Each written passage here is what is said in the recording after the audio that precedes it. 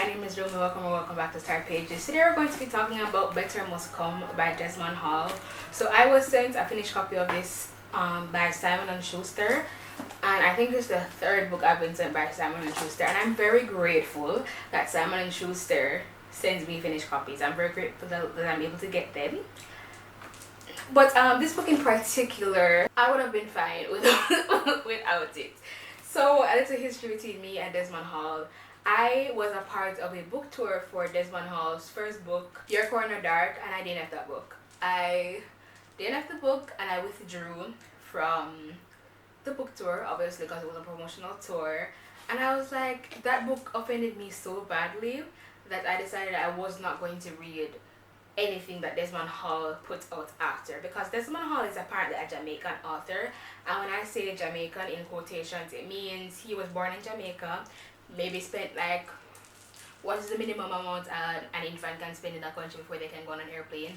He probably spent that minimum amount of time, and then he went to the US. Diaspora Jamaicans can write some good stories. I have a whole discussion video about that, how I believe diaspora Jamaican authors, if they're going to write like contemporary Jamaican stories about their history, I feel like they should write stories centering diaspora Jamaican characters, or if they're going to write stories set in Jamaica with characters who are supposed to be born and raised in Jamaica, or even fantasy stories inspired by Jamaica, they should do their due diligence and research just as much as somebody unaffiliated with Jamaica would have to do, because without that they're not turning out good books. That same thing happened with Which is Steeped in Gold, and what's that, Hurricane Summer.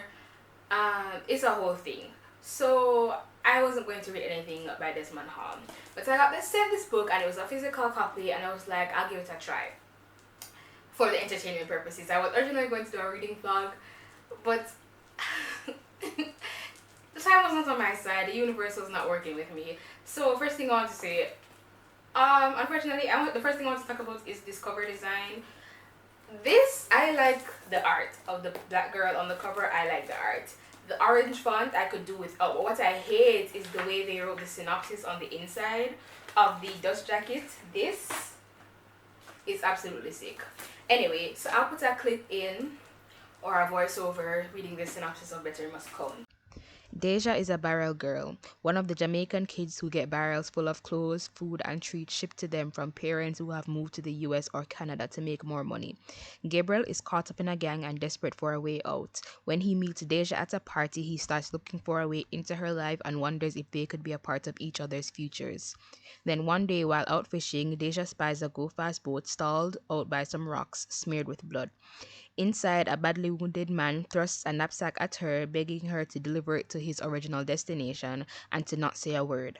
She binds his wounds, determined to send for help and make good on her promise, not realizing that the bag is stuffed with 500,000 American. Not realizing that the posse Gabriel is in will stop at nothing to get their hands on this bag, or that Gabriel's and her lives will intersect in ways neither ever imagined, as they both are forced to make split-second choices to keep the ones they love most alive. Okay, so I gave this book 2 stars. If Desmond Hall wasn't so set on writing a Jamaican story set in Jamaica from the perspective of characters who were born and raised and still currently live in Jamaica, I might have given this book 2.5 stars. Maybe a 3 star if it caught me on a good day, because the story outside of Jamaican element was decent enough. Okay, it's a YA thriller type story, and I have to say it was decent enough. Halfway through the book, the character work started actually working for me, and I'm like, okay, if this was anything else, I could have read it and maybe enjoyed it. This is not going to be a rant video, so unfortunately the entertainment points are going down a little bit, but I currently do not have the energy for a rant right now. Today was my second day of school, and I went to school on 2 hours of sleep today, because on the first day of school one of my lecturers gave us a group project due today, so like to do over one night. So I don't have the energy to rant right now. So let's talk about everything except the Jamaican elements. Let's talk about what could have possibly worked for me. Maybe. I as I said, the character work about halfway through it actually started to build up. There was a little bit of strength behind it. What's the girl's name? Deja. I actually liked Deja's character. She was very determined to protect her siblings and to be you could see the stress that her having to be the head of her family because her mother is away. So I think the character work in terms of Deja was done well. The character of, I know I said I was starting with the positive, but let's just start about the non-Jamaican specific elements. Gabriel, I didn't really care about his POV. As a character, he was interesting enough, and we did get like background information on him through his chapters, like his POV, but I didn't care about him. And like even during the more thrillery aspects of the book, like when Gabriel is kind of hunting down Deja, and then eventually it's like them running away, like running from the big bad together. Deja's point of view was just better, and Gabriel's point of view didn't really add much to the story. That's really all I have to say. That's really all I have to say, because everything else is just wrapped up in the Jamaican element of the story. So I did do a live reaction reading thread on Twitter when I was reading this book. So if you're interested to see my like raw thoughts, that has a bit of comedy in there. So you can follow me on Twitter, or just go search up my Twitter star pages and look for the thread, right? Okay, so first things first. Desmond Hall needs to be fined and he needs to be put in jail for whatever attempt at patois that was in that book, because that was not patois. One of the biggest mistakes I see authors making, or I have seen authors making when they attempt to write patois in books, or attempt to write patois at all or include in a story, even if it's just like a patois inspired languages. I see P. Jelly Clark did recently in the Cattails Assassin. It wasn't specifically Jamaican, but it was a patois-esque, and then like a melting pot of like Caribbean-esque accents. But one of the biggest issues when authors don't do it well is that they don't think of patois as a language, like as a proper language. Like, yes, patois doesn't have set spellings for every single word, but there are grammar rules in patois, just like how there are grammar rules in English, in Spanish, in Japanese, in Italian, in French. There are grammar rules, and one of the things that made Better Must Come hard to read, like hard to push through, is because the patois of the grammar was just very incorrect. A lot of sentences just did not make any sense in terms of the structure of the sentences, and it pissed me off every single time. Also, there are terms in patois, and Desmond Hall obviously did not do any research, and what I don't understand is how he got them so incorrect, because based on the history, he was born in Jamaica, so his parents should be Jamaican, right? His grandparents should be Jamaican. Somebody in his life should be Jamaican, and they should have told him enough, even if he asked him a simple question, or he should have grown, like even if like they lived in, because sometimes when Jamaican people go to the US, they try to distance themselves from Jamaican culture until it becomes a big thing to be Jamaican in the US. So like they try to speak in like British English, they don't talk about their culture, they don't talk about their experiences in what parts of Jamaica they live in, which is fine, but he must have known something for this book to not come off as bad as it did. So there are like phrases in the book where he used them, and it made it very obvious that he did not know what the phrases meant. Like he did not know how to put them in context. He did not know like the official translation of the words. I'm sorry if I'm looking off to the side. I can't just keep my eyes in one place. I'm really sorry. So like there was a part where Deja's friend came over to her in the morning, because her friend helps her get her like take her siblings to school when Deja isn't going to school, because she has to take care of stuff in the house or whatever.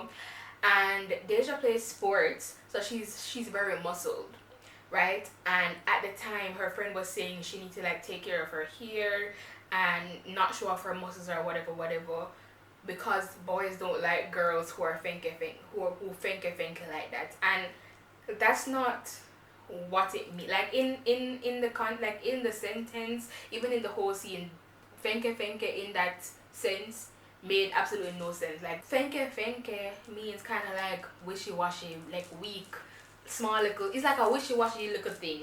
So like, or you just like puny, like puny. It's like wait, like if you feel sick and you're lightheaded and stuff, you're lying on the bed, you get up to walk and them ask you warm to you and say you feel kind of fenke fenke, or if you're cussing out somebody and them say you know them don't have nothing about them just fenke fenke like.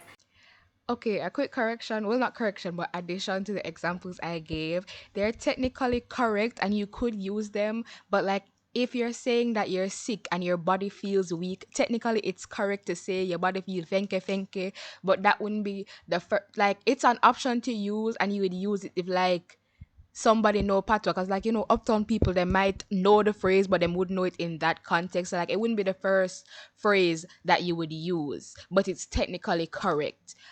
And like when I said them not have nothing about them, like when you're talking about how somebody don't have nothing about them, it's like if you're saying somebody is a lackadaisical type person, you would say, oh, they're them fenke fenke.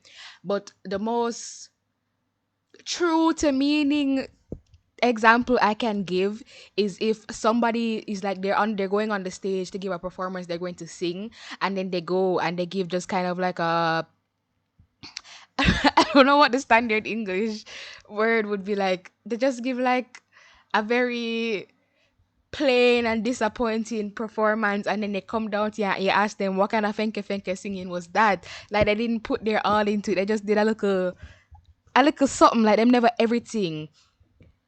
um that's what I mean. Like, please tell me you understand. I like the fellow Jamaicans. If you're watching this and you're in the comments, feel free to give other examples in the comments, because I know what it means, but I'm struggling to translate it. That is how we would use it. But in the that scene, it made no sense, right? Another thing he did, which I noticed in Your Corner Dark too, he has no concept of how uniforms work in Jamaica. I don't know if it's because he went to a school in the US where they didn't have uniforms, or if whatever uniform codes they had over there were lax or whatever. But he has, like, in Your Corner Dark and In Better Must Come with Deja's friend, they went to high school and uniform codes are very strict, right? So when, like, girls, there is no nail polish allowed. You cannot wear nail polish, even clear nail polish. Sometimes you can get in trouble if they notice if it's a little bit too shiny, right? Your hair has to be combed. Some schools don't allow. Some schools are only recently allowing afro. Even when I was in high school, when I wore an afro, the teachers were still side eyeing me.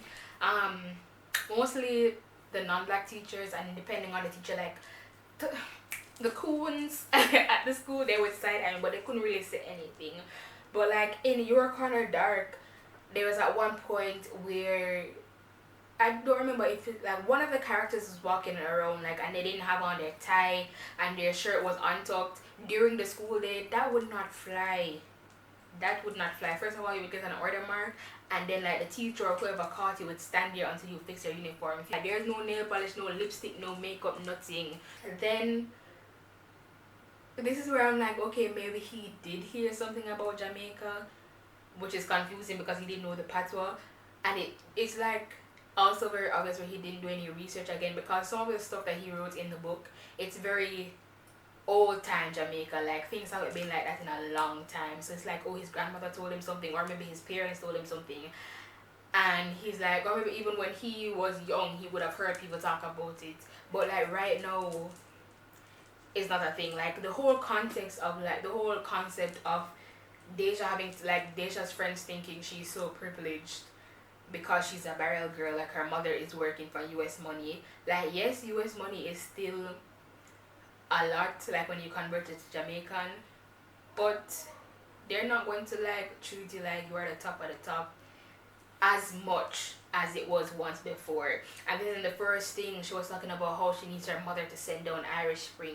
Irish Spring sell in every Chinaman shop, every pharmacy, every anything you can buy Irish Spring on the side, like a little shop on the side of the road. Irish Spring soap, needing to buy that in Jamaica and send down. Please be serious. So it's just very obvious his information is very outdated and he didn't do any research, and that is the most disappointing thing, because when you write a book and you make it obvious, like, you're supposed to be proud of your culture and you're supposed to be representing your culture, but you like wrote a whole book and it just feels like a slapdash piece of work and you don't even care. I am very offended. So that's all my thoughts for Better Must Come. Hopefully it's coherent enough. But unfortunately, if somebody asked me if I recommended Better Must Come, I would say no. I would say no. Um, Your Corner Dark definitely should have not been published. Better Must Come should have had at least 5 more rounds of edits. And like if it was on the shelf, I wouldn't say burn it to the ground. But anyway, so Better Must Come, Desmond Hall, not that great, not good either. Anyways, regarding liking, commenting, and subscribing, do what you want. Bye.